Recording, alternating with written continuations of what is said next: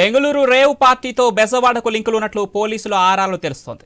Rave party నిర్వహించిన వాసు బెజవాడలో చిట్టినగర్ వాస్తవ్యుడిగా స్థానికులు చెబుతున్నారు.